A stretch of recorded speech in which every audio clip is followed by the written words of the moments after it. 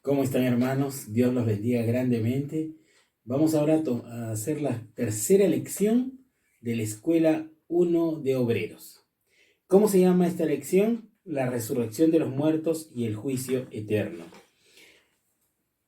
Tenemos que saber claramente cuál es la doctrina de la resurrección de los muertos y el juicio eterno. Y para eso vamos a leer 1 Corintios 15 del 20 al 21. 1 Corintios 15 del 20 al 21. Y dice la palabra de Dios: mas ahora Cristo ha resucitado de los muertos, primicias de los que durmieron es hecho, porque cuanto la muerte entró por un hombre, también por un hombre la resurrección de los muertos. Vamos a leer otros versículos. En este primer versículo habla que la primicia de la resurrección fue Jesucristo, el primero. Después dice Apocalipsis 20:12, y vi a los muertos, grandes y pequeños, de pie ante Dios, y los libros fueron abiertos, y otro libro fue abierto, el cual es el libro de la vida. Y fueron juzgados los muertos por las cosas que estaban escritas en los libros según sus obras.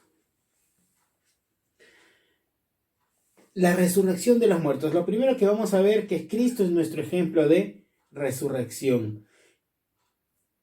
Hemos visto que en el Nuevo Testamento está el hijo de la viuda de Naín, por ejemplo, Lázaro, Dorcas, Eutico. ¿Se acuerdan de Eutico? ¿No? De cuando Pablo estaba dando una prédica larguísima, él se sentó en el marco de una ventana y se fue abajo y se murió, y Pablo lo oró por él para que resucitara a él, ¿no? Dorcas, una jovencita muy hábil que fue resucitada, Lázaro, que lo resucitó el mismo Jesucristo, y también el hijo de la viuda de Naín. Pero vamos a ver qué dice Romanos 6:5, porque si fuimos plantados juntamente con él en la semejanza de su muerte, están hablando de Jesucristo, así también lo seremos en la de su resurrección. Entonces, nuestro principal ejemplo de resurrección es Jesucristo. Y algo que es algo que es básico, que ustedes vean la clase, si bien muchas personas inclusive en el Antiguo Testamento han sido resucitadas, porque dice que la primicia de la resurrección es Jesús, porque Él resucitó, y cuando Él se fue, después de resucitar, ya después de 3 días, Él se fue al cielo, ascendió al cielo, y en cuerpo glorificado, ¿no? Después más adelante vamos a ver que es en cuerpo glorificado. Esa clase de resurrección que tuvo Jesucristo con cuerpo glorificado, en la que vamos a tener después nosotros, es por eso que Él fue el primero en tener esa clase de resurrección e ir al cielo de esta manera, con cuerpo glorificado. ¿Para quién es la resurrección de los muertos? Para todos. Para los creyentes, para la vida eterna, y para los no creyentes, para juicio y confusión eterna. Hechos 24:15 dice: teniendo esperanza en Dios, la cual ellos también abrigan, de que ha de haber resurrección de los muertos, así de justos como de injustos. Entonces, ¿para quién es la resurrección de los muertos? Para los creyentes y para los no creyentes. De eso tenemos que tener seguridad. La resurrección es para creyentes y no creyentes. Daniel 12:2 dice: y muchos de los que duermen en el polvo de la tierra serán despertados, unos para vida eterna y otros para vergüenza y confusión perpetua. Entonces, la resurrección de los muertos es para quienes, para justos e injustos, creyentes y no creyentes. ¿Dónde están los muertos ahora? Los que han creído en Jesús como Señor y Salvador, los creyentes, están en un lugar que se llama que es la presencia de Dios, o el paraíso, como dijo Jesucristo al ladrón que se arrepintió y le dijo: acuérdate de mí cuando estés en el paraíso. Y él le dijo: ciertamente, hoy estarás conmigo allí. Entonces, ¿dónde están los muertos que han recibido a Cristo como su Señor y Salvador, que han sido creyentes? Están en la presencia de Dios, ¿no? Están en un lugar que se llama el paraíso o el cielo. Y los no creyentes están en un lugar que se llama el Seol o el Hades, un lugar de tormento realmente. Lucas 16:23 dice, y el Hades alzó sus ojos, estando en tormentos, y vio de lejos a Abraham y a Lázaro en su seno. Entonces vemos que los no creyentes van a un lugar que se llaman Hades o se llama Seol, ¿no? Entonces es un lugar de tormento, a diferencia de los creyentes que se van a un lugar que se llama el cielo, la presencia de Dios, ¿no? Vamos a ver cómo es la resurrección de los creyentes. 1 Tesalonicenses 4, del 16 al 18. Vamos a leer 1 Tesalonicenses 4, del 16 al 18, que habla de la resurrección de los creyentes. La resurrección de los creyentes, aquellos que han muerto y se han ido a la presencia de Dios o al cielo o al paraíso, esto va a ocurrir antes del arrebatamiento. Ustedes saben qué es el arrebatamiento. El arrebatamiento es en el final, ya en el final de los tiempos, las personas que para la segunda venida de Cristo, Jesucristo va a venir y los que estén todavía vivos irán al cielo, ¿no? Y los que estén todavía vivos irán al cielo y van a ser arrebatados, ¿no? Vivos, y sus cuerpos serán glorificados. Ese es el arrebatamiento. Pero antes del arrebatamiento, los creyentes que han muerto y que están en la presencia de Dios en el cielo o en el paraíso, van a tomar sus cuerpos, ¿no? Y van a ser resucitados en sus cuerpos, y esos cuerpos van a ser glorificados. Y me puede decir, ¿y cómo? Si ya están de repente hechos cenizas, siglos de repente de creyentes de que ahorita son polvo, y de repente todos ni siquiera son cenizas, son moléculas, todo se juntará. ¿Y cómo será? Ese es un milagro de Dios.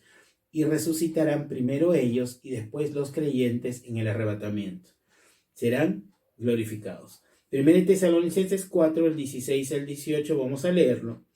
Porque el Señor mismo, con una voz de mando, con voz de arcángel y con voz de trompeta, descenderá del cielo, y los muertos en Cristo resucitarán primero. Aquellos que murieron en Cristo, ¿qué dice la palabra? Resucitarán primero.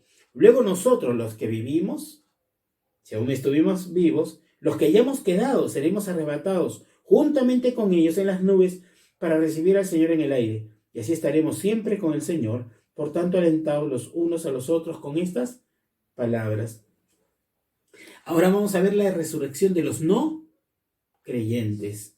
Sucederá luego la resurrección de los creyentes, pero al final del milenio, que es el tiempo que debe transcurrir según luego la segunda venida de Cristo, cuando su reino de justicia sea establecido. En algún momento también estaremos detallando qué es el milenio, pero por ahora ustedes tienen que ver que la resurrección de los no creyentes será después de este periodo que se llama el milenio, un periodo donde Cristo vendrá a la tierra a reinar junto con las personas que han resucitado en Cristo, justo con todos los que han sido arrebatados. Y esto es un poco complicado, así que después en algún momento le vamos a hablar acerca del milenio. Pero los no creyentes también van a resucitar, ¿no? ¿Y para qué? Pero para condenación eterna. Apocalipsis 25 dice, pero los otros muertos, es decir, los no creyentes que habían muerto, no volvieron a vivir hasta que se cumpliesen los 1000 años. Apocalipsis 25. Esta es la primera resurrección. Los otros muertos se refieren entonces a los no creyentes. Juan 5, 28 al 29 dice, no os maravilléis de esto, porque vendrá la hora cuando todos los que están en los sepulcros oirán su voz, y los que hicieron lo bueno saldrán a resurrección de vida, mas los que hicieron lo malo a resurrección de condenación. Los creyentes resucitarán para vida, y los no creyentes para condenación eterna. Y me puedes decir, ¿cómo será el cuerpo resucitado ¿cómo será el cuerpo resucitado? Aquellos que hemos recibido a Jesús como Señor y Salvador, ¿cómo será? El mismo que tuvo Jesucristo cuando ascendió a los cielos. Incorruptible, ¿qué quiere decir? No podrá corromperse, no podrá morirse, no podrá tener enfermedad. 1 Corintios 15, 42 dice, así también es la resurrección de los muertos, se siembra en corrupción, resucitará en incorrupción. Entonces, la primera característica de un cuerpo resucitado, de un creyente, que será incorruptible, no habrá muerte, no habrá enfermedad, no se deteriorará. 1 Corintios 15:52 dice, es en un momento, en un abrir de ojos, al final de la trompeta, porque se tocará la trompeta y los muertos serán resucitados incorruptibles y nosotros seremos transformados. Aparte de ser incorruptibles, ¿cómo será este cuerpo glorificado, el que tendremos?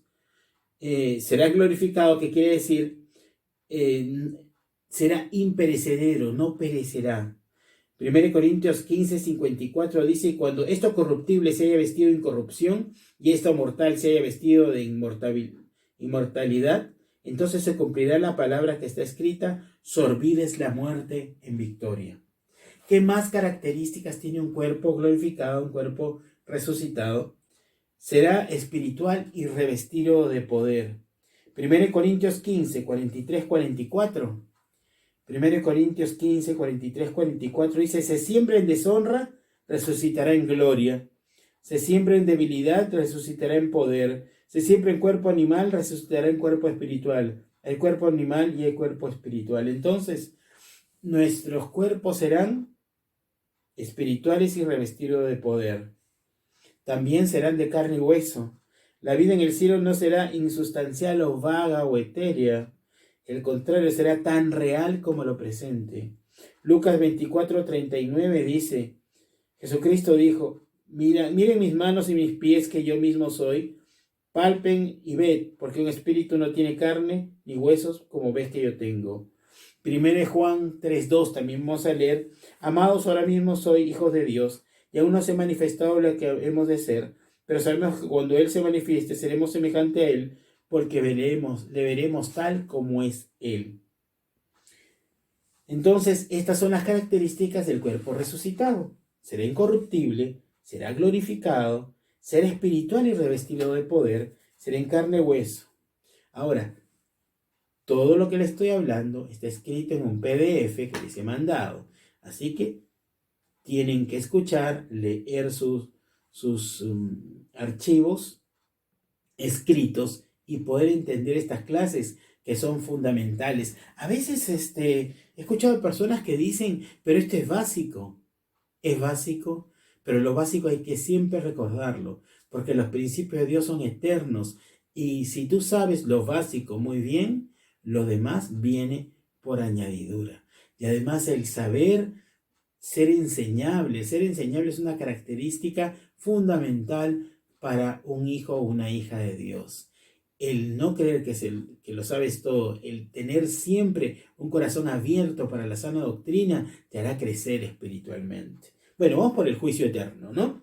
Después del cumplimiento de todo lo mencionado, se llevará lo que se llama el juicio eterno, cuando Cristo vuelva en la segunda venida, y la vida de cada uno será examinada y evaluada. Entonces, ¿seremos juzgados los creyentes y los no creyentes? Sí, los dos. Unos realmente juzgados ¿para qué? Para dar un dictamen. El dictamen ya está hecho. Los creyentes, nosotros, vamos a ser juzgados en el tribunal de Cristo. Nuestro juicio será en el tribunal de Cristo. ¿Para qué? Para buenas obras. Para ver tus frutos, tus obras. Y si tus obras han sido buenas, bueno, se te hará un galardón o una corona. Y si no, serás un creyente que ha sido la presencia de Dios como quien escapa por un incendio. Y los no creyentes serán llevados ante el juicio, ante el gran trono blanco, donde ya el dictamen está escrito, ya está determinado, irán a la condenación eterna. Pero Dios no es bueno, sí, pero Dios es justo. Por eso, la gran oportunidad, lo que tú debes hacer es predicar a tiempo y a destiempo, tener compasión de la gente, de aquellos que siempre están rechazando al Señor, aquellos que viven una vida, inclusive pueden ir hasta la iglesia, pero eso no quiere decir que sean cristianos. El cristiano se conoce por los frutos. Por sus frutos con los conoceréis, dice la palabra de Dios. Y un cristiano, ninguna persona es perfecta, tampoco un cristiano, pero dan fruto. Damos fruto. Das fruto de compasión, das fruto de amor, das fruto de perdón, de paciencia. ¿Cuáles son los frutos? Lo vamos a leer en algún momento, vamos a tener unas clases sobre los frutos del Espíritu Santo que habla Gálatas, pero por esos frutos, si hay frutos en tu vida, entonces que eres creyente. Finalmente, ¿podemos cambiar nuestra condición después de la muerte? No. Hebreos 9, 27 al 28 dice: de la manera que está establecido para los hombres, que mueran una sola vez, y después de esto, el juicio. Esta ha sido la tercera clase de la Escuela de Obreros. Finalmente tienen su tarea, háganla, ya sea mándalo a mi WhatsApp escribiéndolo, tomándole una foto si no es escrito en un papel o si no por audio. ¿Cuál es el cuestionario? En primer lugar, ¿qué premios crees que recibirás cuando comparezcas ante el tribunal de Cristo? Lean la parte que habla acerca del tribunal de Cristo y lo responderás. Dice, ¿tienes algunos amigos o parientes que de repente en este momento ya tendrían que ir al gran trono blanco? El trono blanco van a los que no son creyentes, así que si tienes amigos, familia o familiares que ames y que tú quieras que vayan a la presencia de Dios, será bueno que le prediques. Dios te bendiga grandemente. Nos vemos.